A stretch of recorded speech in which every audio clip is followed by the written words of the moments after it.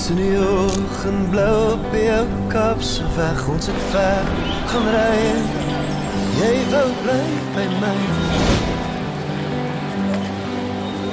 Ons het whisky gedrink in jou klein kombuis, lekker vuur gemaak en als het gereik na die liewer weer syne uiteindelik teen. Jou jare is ligter, sit so silver and isolated in contact. Peter stepped the door into his inside. And André Christensen, is verglis in jou handen.